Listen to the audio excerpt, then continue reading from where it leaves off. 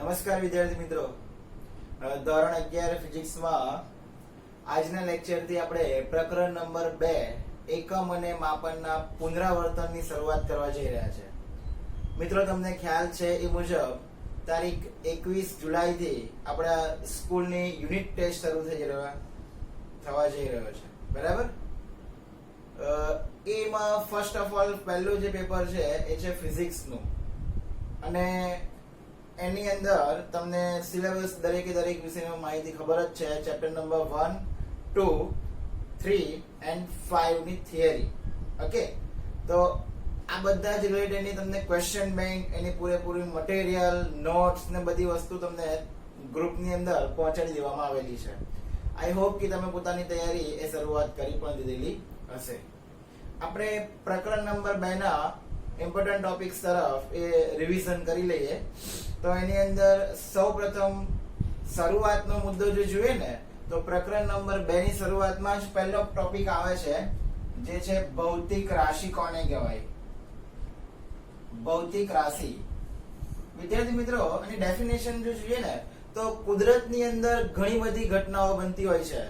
એ બધી ઘટનાઓને કોઈ સમજાવવી હોય, એને એક્સપ્લેનેશન કરવું હોય, તો એના માટે ઘણા બધા મૂળભૂત ખ્યાલોની જરૂર પડે. સમજાય છે? બોલું છે, કુદરતમાં બનતી જે પણ ઘટનાઓ છે એ ઘટનાઓને સમજાવવી હોય, એ સમજાવવા માટે તમારે ઘણા બધા ખ્યાલોની, ઘણા બધા વિચારોની જરૂર પડે. અને આ જ વિચારોને, આ જ ખ્યાલોને આપણે શું કહી શકીએ છીએ? ભૌતિક રાશિ તરીકે ઓળખી શકીએ છીએ. ક્લિયર? એના મુખ્યત્વે પ્રકાર જોઈએ તો એના કેટલા પ્રકાર છે? તો કે 2 પ્રકારો. 2 પ્રકારોમાં નંબર 1 જે છે એને આપણે શું કહીએ છીએ? મૂળભૂત રાશિ. અને નંબર 2 જે કહીએ છીએ એ શું છે? સાધિત રાશિ. પહેલો પ્રકાર જે છે એ છે એનો મૂળભૂત રાશિ, અને બીજો પ્રકાર છે એ છે સાધિત રાશિ. મૂળભૂત રાશિ એટલે શું? તમને ડેફિનેશન ખબર જ છે. શું હતું? તો કે જે રાશિઓ એકબીજાથી સ્વતંત્ર હોય. એકબીજાથી સ્વતંત્ર મતલબ કે અન્ય કોઈ રાશિ પર આધારિત ન હોય, તો એવી રાશિઓને એ મૂળભૂત રાશિઓ તરીકે ઓળખવામાં આવે છે. એક્ઝામ્પલ આપણી પાસે ઘણા બધા છે. લંબાઈ, દળ, સમય, આ દરેકે દરેક રાશિઓ જે છે વગેરે વગેરે ભૌતિક રાશિઓ એ અન્ય કોઈ રાશિ પર આધારિત નથી. તમે વિચારો, કોઈ પણ પદાર્થનું દળ, હવે તમારે દળ જાણવું હોય તો એના માટે સમય જરૂરી છે કે 12 વાગે આ પદાર્થનું આટલું જ હોય, 1 વાગે બદલાઈ જાય? It is not possible. મતલબ કે દળ જે ભૌતિક રાશિ છે એ અન્ય કોઈ ભૌતિક રાશિ પર એ આધારિત નથી. ખ્યાલ આવે છે? નંબર 2 બીજી છે સાધિત રાશિ.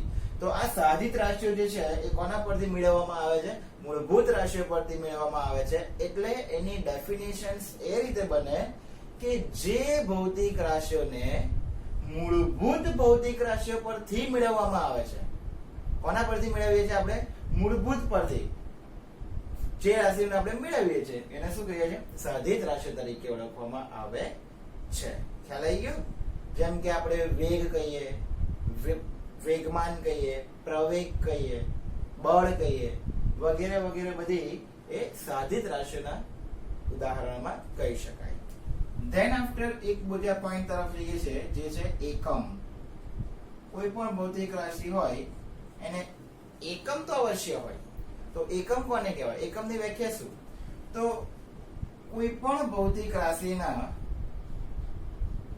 કોઈ પણ ભૌતિક રાશિના પ્રમાણિત માપને એ શું કહેવામાં આવે છે? તેનો એકમ કહે છે. કોઈ પણ ભૌતિક રાશિના પ્રમાણિત માપને તેને શું કહેવામાં આવે છે? એકમ. જેમ કે આપણે કોઈ સમય માપતા હોય તો સમયને આપણે 10 સેકન્ડ, 15 સેકન્ડ અથવા 1 કલાક, 2 કલાક એ રીતે એક્સપ્લેન કરીએ છીએ. કોઈ 2 દિવાલ વચ્ચેનું અંતર માપતા હોય અથવા કોઈ પદાર્થની લંબાઈ માપતા હોય તો આપણે કહીએ છીએ 1 મીટર લાંબુ છે, 2 મીટર લંબાઈ છે, 1.5 મીટર છે. તો એની પાછળ આપણે બોલે છે 1.5 ની પાછળ શું બોલ્યા? મીટર. તો મીટર એનું શું કહેવાય? લંબાઈ ભૌતિક રાશિનો એકમ કહેવાય. એટલે એ એકમ, એ મીટર શું ઇન્ડિકેટ કરે છે? તો કે જે તે ભૌતિક રાશિનું પ્રમાણિત માપ બતાવે છે. મીટર ઇન્ડિકેટ કરે છે કે એ લંબાઈનું પ્રમાણિત માપ છે, તેમ કહી શકાય. ક્લિયર? તો આ પોઈન્ટ પર ધ્યાનમાં રાખવાનું. નેક્સ્ટ બીજો પોઈન્ટ જે છે એ છે એકમ પદ્ધતિ. એકમ પદ્ધતિ કોને કહેવાય? તો આપણે અત્યારે બે ભૌતિક રાશિઓની વાત કરી. એક શીખ્યા મૂળભૂત ભૌતિક રાશિઓ અને બીજી શીખ્યા સાધિત ભૌતિક રાશિઓ. તો મૂળભૂત રાશિઓ અને સાધિત રાશિઓ અને મૂળભૂત એકમો અને સાધિત એકમો નો સમૂહ બનાવીએ ને તો એ સમૂહને શું કહેવામાં આવે છે? એકમ પદ્ધતિ તરીકે ઓળખવામાં આવે છે. એકવાર ફરીથી બોલું છું. મૂળભૂત એકમો અને સાધિત એકમો ના સમૂહને શું કહેવામાં આવે છે? એકમ પદ્ધતિ તરીકે ઓળખવામાં આવે છે. ખ્યાલ આવી ગયો? એકમ પદ્ધતિના પ્રકારો મુખ્ય 5 પ્રકારો છે. એ તો આપણને ઓલરેડી ખબર છે. એમાં નંબર 1 જે છે એ છે FPS, નંબર 2 છે એ છે CGS, નંબર 3 છે એ છે MKS, નંબર 4 છે એ છે MKSA અને નંબર 5 છે એ જે છે SI. FPS ને આપણે કહીએ છીએ ફૂટ, પાઉન્ડ, સેકન્ડ. ફૂટ એ લંબાઈનો એકમ છે, પાઉન્ડ એ કિલોગ્રામ એટલે કે દળનો એકમ છે અને સેકન્ડ એ સમયનો એકમ છે. CGS જેને શું બોલીએ છીએ આપણે? સેન્ટીમીટર. ફૂટની જગ્યાએ હવે શું આવી ગયું? સેન્ટીમીટર. પાઉન્ડની જગ્યાએ G એટલે ગ્રામ. સમયનો એકમ તો શું વધે છે? સેકન્ડ જ રહેશે. MKS એટલે અહીંયા એમની જગ્યાએ શું આવશે? મીટર. ગ્રામની જગ્યાએ શું આવશે? કિલોગ્રામ. અને S ની જગ્યાએ શું આવશે? એ તો એનો એ જ રહે છે. સેકન્ડ સમયનો એકમ અહીંયા બદલાતો નથી. MKS એમાં મીટર, કિલોગ્રામ, સેકન્ડ તો એઝ ઇટ ઇઝ. એ એટલે શું આવે છે અહીંયા? એમ્પિયર આવે છે. ખ્યાલ આવી ગયો? નંબર 5 SI મતલબ શું લખાય? સિસ્ટમ ઓફ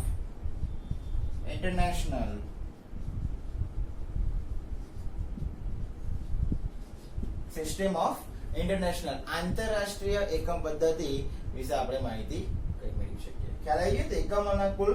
એકમ પદ્ધતિઓના કુલ 5 પ્રકાર છે. તેને આ રીતે આપણે ડિફાઇન કરી શકીએ છીએ. પ્રશ્ન એવો થાય કે સર આ તો 5 પ્રકાર ખબર પડી, પણ હાલમાં કઈ વપરાય છે અને હાલમાં જે વપરાય છે એ જ કેમ વપરાય છે? એના પાછળનું રીઝન શું છે? તો તમને જણાવી દઉં તો હાલમાં જે પદ્ધતિ વપરાય છે, જે કઈ પદ્ધતિ છે?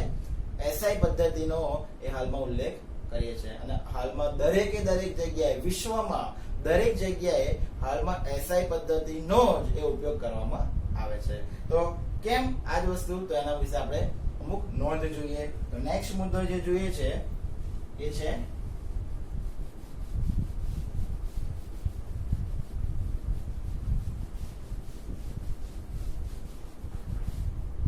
SI પદ્ધતિ પર ટૂંક નોંધ. SI પદ્ધતિ પર ટૂંક નોંધ લખો. આવો ક્વેશ્ચન પૂછાયેલો. એની અંદર ટોટલી બધી માહિતી આવી જાય. સમજો? ખ્યાલ આવી ગયો? તો પહેલો મુદ્દો, SI મતલબ સિસ્ટમ ઓફ ઇન્ટરનેશનલ એ હાલમાં આંતરરાષ્ટ્રીય એકમ પદ્ધતિ તરીકે વપરાય છે. એટલે કે આ પદ્ધતિ હાલમાં આંતરરાષ્ટ્રીય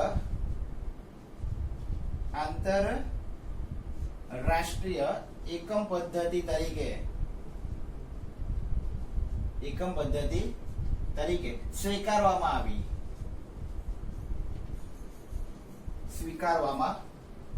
મતલબ હાલની અંદર દરેક જગ્યાએ કોઈ પણ દેશની અંદર SI પદ્ધતિને જ ધ્યાનમાં રાખીને કામ કરવામાં આવે છે. આ પદ્ધતિની વાત હવે આગળ વધારીએ તો આમાં કુલ 7 મૂળભૂત રાશિઓ છે. 7 મૂળભૂત રાશિઓ છે. આ બધી રાશિઓના એકમો આવે, એ દરેકની સંજ્ઞા આવે. તો એ સંજ્ઞાની બધી વસ્તુ નક્કી કરવી પડે. અને એ નક્કી કરવા માટે ઈસવીસન 1971 ફ્રાન્સના પેરિસ ખાતે આંતરરાષ્ટ્રીય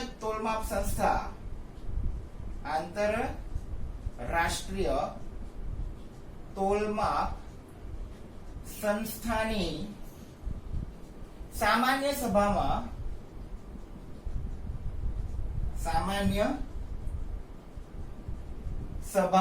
આંતરરાષ્ટ્રીય તોલમાપ સંસ્થાની સામાન્ય સભામાં મૂળભૂત રાશિઓના તેમના એકમો અને સંજ્ઞા નક્કી કરવામાં આવ્યા.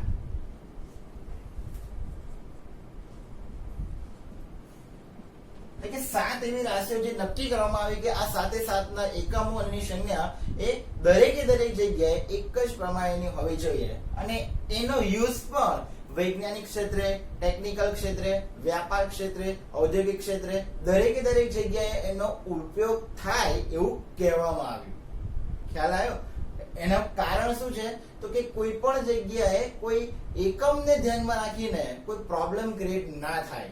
અહીંયા ઇન્ડિયાની અંદર કોઈ અલગ એકમ તમે વાપરતા હોય અને અન્ય કોઈ કન્ટ્રીમાં તમે જાઓ ને બીજો કોઈ એકમ ચાલતો હોય ને તો ત્યાં આગળ બહુ મોટું મિસકનેક્શન એ તમારું જનરેટ થાય, મતલબ કે પ્રોબ્લેમ ક્રિએટ થાય, જેના કારણે આપણે મુસીબત ઊભી થઈ શકે.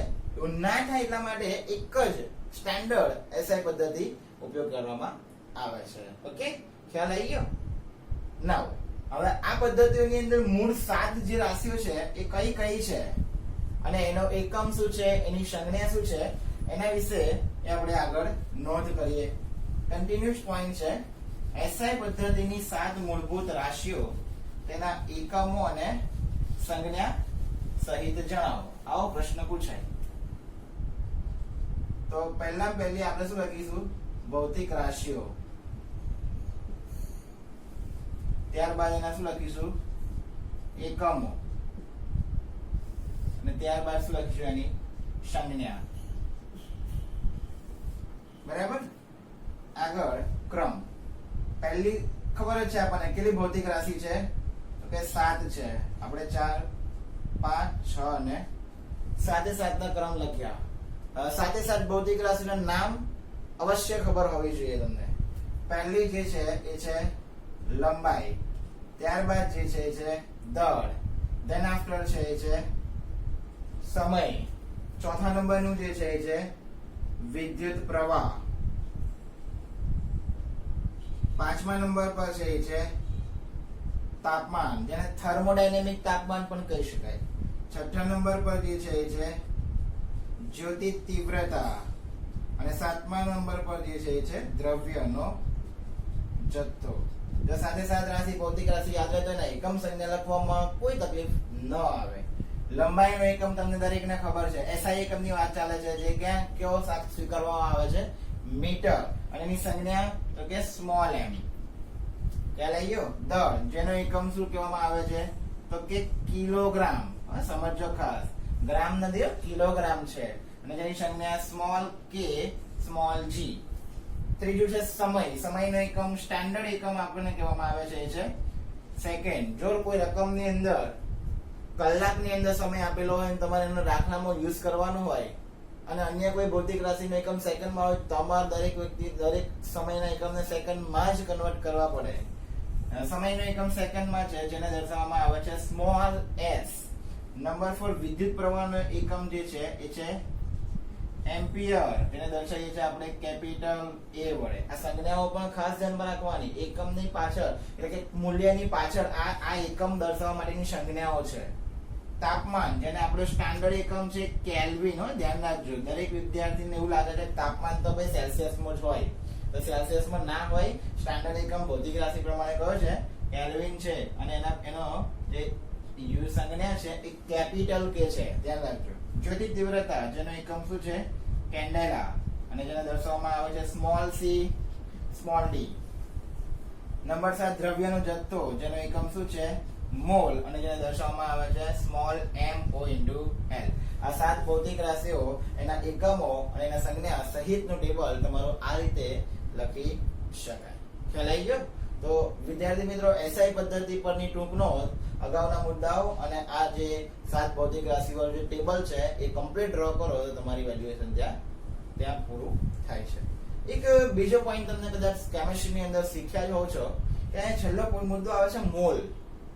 તો પ્રશ્ન એવો થાય કે 1 મોલ એટલે કેટલા વેલ્યુએશન થાય? 1 મોલ બરાબર શું થાય? એવો પોઈન્ટ ઉભો થાય કે 1 મોલ એટલે કેટલા? માની લો કે હું કહું છું કે 1 મોલાનું, તો એનો એક ચોક્કસ આંકડો કેટલો કહી શકાય? તો તમને ખબર હોવી જ જોઈએ, કેમિસ્ટ્રીમાં ભણ્યા જ છો. 6.022 ગુણ્યા 10 ની 23 શું હોય? અણુ હોય. 1 મોલ અણુની અંદર આટલા અણુઓ રહેલા હોય તેમ કહી શકાય. 6.022 ગુણ્યા 10⁻23 જેટલા અણુઓ એ 1 મોલમાં રહેલા હશે તેમ કહી શકાય. જો તમે અહીંયા પરમાણુ લખો તો એટલા પરમાણુઓ હોય, અહીંયા આયનો લખો તો એટલા આયનો હોય. ઇન શોર્ટ 1 મોલની સંખ્યા એ 6.022 ગુણ્યા 10⁻23 જેટલી વેલ્યુએશન બને છે તેમ કહી શકાય. ખ્યાલ આવી ગયો? એટલે એક આ મુદ્દાઓ પણ ખાસ ધ્યાનપૂર્વક નોંધી લેજો. નેક્સ્ટ, એસઆઈ પદ્ધતિની મૂળભૂત રાશિઓના પ્રકારો તો તમે સમજ્યા, પણ એસઆઈ પદ્ધતિની બીજી એક પોઈન્ટ શીખ્યા હતા, જે તમને શીખ્યા હતા પૂરક રાશિઓ. તો નેક્સ્ટ મુદ્દા તરફ જઈએ છે, તે છે એસઆઈ પદ્ધતિની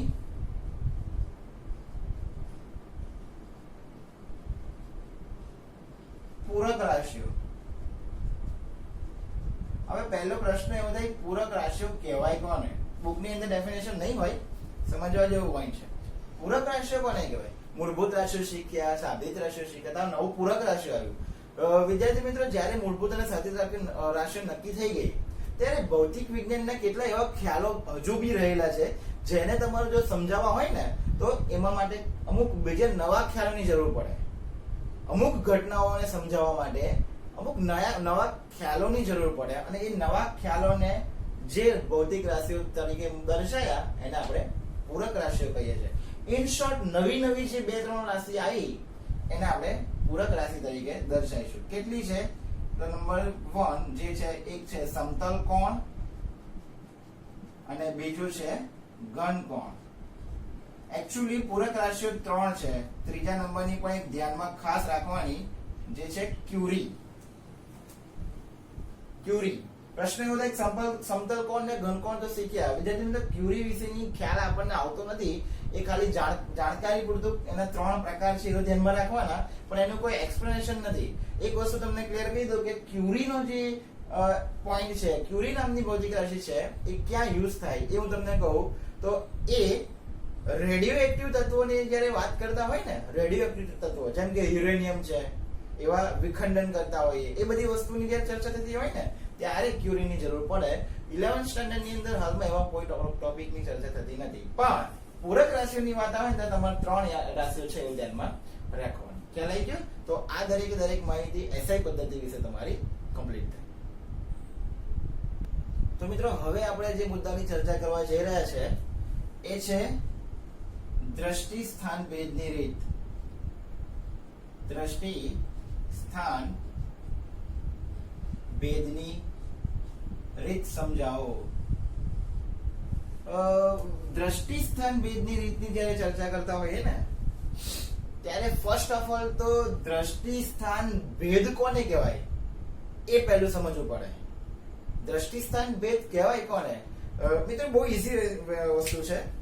માની લો કે તમે તમારા રૂમની અંદર જ્યાં કોર્નર છે ત્યાં આગળ ખૂણામાં એક પેન્સિલને અથવા એક પેનને ખૂણાના એટલે કે કોર્નરમાં સપોર્ટ દિવાલના ટેકેને ઊભી રાખો છો આ રીતે, અને વારાફરતી તમે હવે એ પેન્સિલને કે એ પેનને તમારી બંને આંખો ખુલ્લી રાખીને મૂકી છે. હવે વારાફરતી એક આંખ શું કરવાની? બંધ કરવાની, જોવાનું, અને ત્યારબાદ બીજી આંખ બંધ કરીને જોવાનું. પેન્સિલ અથવા પેનની જે સ્થિતિ છે ને એ તો એની એ જ રહેવાની, પણ જ્યારે તમે પહેલી આંખ બંધ કરશો ને, જમણી આંખ બંધ કરશો, ત્યારે તમને પેન્સિલ છે ડાબી તરફ ખસેલી દેખાશે, અને જ્યારે તમે ડાબી આંખ બંધ કરશો ત્યારે પેન્સિલ તમને છે જમણી તરફ ખસેલી દેખાશે. એકચ્યુઅલમાં પેન્સિલ ક્યાંય ખસતી નથી. આપણને પેન્સિલ ખસે છે, પેન્સિલના સ્થાનમાં જોવાથી ભેદ થાય છે એવો આભાસ થાય છે. ક્લિયર થઈ ગયો? તો આ જે ઘટના બને છે ને એને શું કહેવામાં આવે છે? દ્રષ્ટિ સ્થાન ભેદ કહેવામાં આવે છે. આ પોઈન્ટ ક્લિયર કરી દેવાનો. ખ્યાલ આવે? જોવાથી જે કઈ ભેદ થતા હોય ને એ શું કહેવાય? આપણે એમ પેન મૂકી છે, હું એક આંખથી જોઈશ તો મને પેન અહીંયા લાગે છે, બીજી આંખથી થોડીક આ બાજુથી આમ ખસતી લાગશે, એકચ્યુઅલી છે નહીં. એ આપણને શું લાગે છે? ભ્રમ લાગે છે, જેને દ્રષ્ટિ સ્થાન ભેદ કહે છે. ક્લિયર? નાઉ હવે એની ભેદ આ રીતનો ઉપયોગ ક્યાં થાય છે? વિદ્યાર્થી મિત્રો, બહુ જ ખૂબ જ મોટા અંતરો માપવા હોય ને, ખૂબ જ મોટા અંતરો, ત્યારે આ દ્રષ્ટિ સ્થાન ભેદની રીતનો આપણે ઉપયોગ કરતા હોઈએ છીએ. એટલે પ્રશ્ન એવો થાય કે ખૂબ જ મોટા અંતર માપન માટે આ રીતનો ઉપયોગ થાય છે. ખ્યાલ આવી ગયો? હવે ખૂબ જ મોટા એટલે પૃથ્વીથી કોઈ અન્ય ગ્રહનું અંતર માપવું હોય તો ચંદ્રનું અંતર માપવું હોય તો મીટર પટ્ટીથી પોસિબલ નથી. ખ્યાલ આવે છે? તો એના માટે તમારે આ રીતનો ઉપયોગ કરવો પડે. તો હવે એના પોઈન્ટ તરફ આગળ વધીએ કે આની પ્રોસિજર શું છે અને કેવી રીતે એ વસ્તુ આપણે મેઝર કરીએ છીએ. તો આગળ વધીએ. ફર્સ્ટ ઓફ ઓલ એક્ઝામ્પલ તરીકે પૃથ્વી લઈએ, સામે એના પેરેલેક્સ એટલે સેમ એક્સિસ પર સામે શું લઈએ છે? ચંદ્ર લઈએ. આપણે પૃથ્વીથી ચંદ્ર વચ્ચેનું અંતર એ શું કરવું છે? મેઝર કરવું છે. હવે આ જે છે એ માની લો કે પૃથ્વીનું કેન્દ્ર જેને આપણે કહીએ છીએ O. પૃથ્વીના વ્યાસાંતે બે અવલોકનકાર ઉભા રહેશે જેને આપણું નામ A અને એ નામ આપો B. આ બે અવલોકનકાર ચંદ્રના સપાટી પરના જે એક બિંદુ જેને આપણે શું કહીએ છીએ? S બિંદુ પાસેનું શું કરે છે? અવલોકન કરે છે તેવું માનીએ છીએ. બરાબર? ક્લિયર થાય છે મુદ્દો? એનો મતલબ કે A થી S પર જોવાશે અને B થી પણ સેમ ટાઈમે એક જ સમયે આ વસ્તુ સેમ ટાઈમ પર થવું જોઈએ. એટલે એ બિંદુથી S નું અંતર એ માપ મેઝર થશે અને એ જ વખતે B થી S નું અંતર પણ મેઝર થશે. તમને કહી દઉં એક વસ્તુ કે A થી S અને B થી S નું અંતર એક જ સમય માટે કેવું હશે? એક સમાન હશે. અને આ જ અંતર એટલે શું કહે છે? આપણે કેપિટલ D ધારીએ છીએ અને આ જ કેપિટલ D ની કિંમત એ આપણે શોધી લાવવાની છે. ક્લિયર?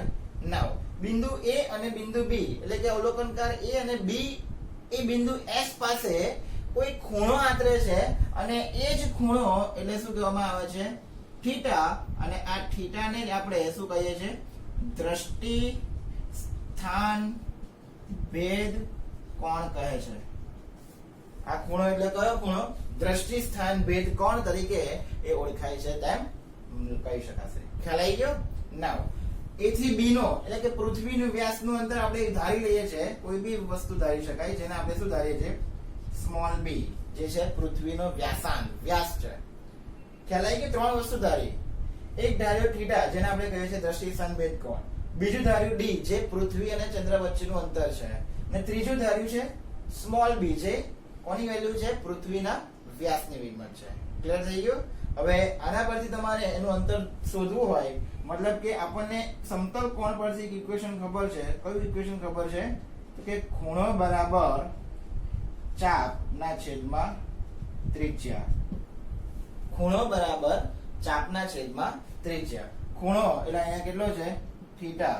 હવે અહીંયા ચાપ બહુ જ મહત્વની વસ્તુ વિચારવા જેવી છે. અહીંયા આપણે આ A થી S જે છે ને એને ત્રિજ્યા લઈએ અને S ને કેન્દ્ર તરીકે લઈને જ્યારે અહીંયાથી તમે આનો ઓબ્ઝર્વ કરો ને તો આ એક્ચ્યુઅલમાં કોઈ સીધી લાઈન ના દેખાય. એ આપણને કેવા આકારમાં દેખાશે? થોડુંક આમ રોટેશનલમાં દેખાશે. મતલબ કે આમ ચાપ આકારનું દેખાશે. Is it okay? ક્યારે? તો અહીંયા કહી શકાય કે S ને કેન્દ્ર ગણી AS જેટલી ત્રિજ્યાનું વર્તુળ વિચારવામાં આવે આખું સમગ્ર બહુ જ મોટું આમ બને તો એ વર્તુળમાંથી A થી B એ શું દેખાય? એનો ચાપ આવે. પણ આપણે આ ચાપની કિંમત જે છે ને એ ખરેખરમાં બહુ ડિફરન્સ નહીં હોય. એટલે કે એના વ્યાસની વેલ્યુ અને એના ચાપની વેલ્યુમાં બહુ મેજર તફાવત આપણે નથી ગણતા. મતલબ કે આપણે આ ચાપને એ શું તરીકે લઈ લઈએ છીએ? વ્યાસની વેલ્યુ જેટલી જ સમકક્ષ રાખીએ છીએ. બહુ વધારે પડતો કઈ ફરક દેખાશે નહીં. એટલે આપણે એને શું ધારીએ છીએ? b જ ધારીએ છીએ. અહીંયા એનું અંતર એટલે કે એની ત્રિજ્યા જે શું થશે? d જશે. એટલે થીટા બરાબર ચાપ એટલે તમારો કયો લઈ લેવાનો? AB અને ત્રિજ્યા AS કાં તો BS માંથી ગમે તે લઈ શકાય. આપણે અહીંયા શું લઈએ છીએ? AS લઈએ છીએ. ઓકે? આ બંનેની કિંમત તમારે અહીંયા મૂકી દેવાની. that for થીટા બરાબર AB ની કિંમત થાય છે સ્મોલ b અને છેદમાં AS ની કિંમત થાય છે કેપિટલ D. હવે તમારે d ને સૂત્ર કરતા બનાવવા છે તો d ઉપર એટલે થીટા ક્યાં જતા રહેશે? નીચે. d બરાબર b ના છેદમાં થીટા જે તમારા માગેલા દ્રષ્ટિ સ્થાન ભેદની રીતના પરથી માગેલ અંતરનું સમીકરણ બને છે તેમ કહી શકાય. અહીંયા એક વાતનું ખાસ ધ્યાન રાખવાનું કે જે થીટા છે ને એ અહીંયા તમને ડિગ્રીમાં મળશે, 2 degree, 5 degree, 10 degree, 25 degree, whatever. પણ તમારે આ થીટાના કિંમતને હંમેશા રેડિયનમાં એ કન્વર્ટ કરવા જ પડે. તો રેડિયનમાં કન્વર્ટ કર્યા પછી તમારે અહીંયા ઇક્વેશનની અંદર એનો યુઝ કરવો પડે. ખ્યાલ આવી ગયો મુદ્દો? તો આ રીતે તમે દ્રષ્ટિ સ્થાન ભેદની રીતના પણ એ એક્સપ્લેનેશન કરી શકો છો. ઓકે, તો વિદ્યાર્થી મિત્રો આજના 2 મુદ્દા જે ચાલ્યા છે મેઇન, એસઆઈ પદ્ધતિની ડિટેલમાં માહિતી અને દ્રષ્ટિ સ્થાન ભેદની રીત વિશેની પણ માહિતી એ પૂરેપૂરી સમજી લેજો અને એને પ્રોપર વેમાં તૈયાર કરી લેજો. એસાઇનમેન્ટની અંદર જે ક્વેશ્ચન્સ આપેલા છે એના જવાબો સમજી વિચારીને લખજો.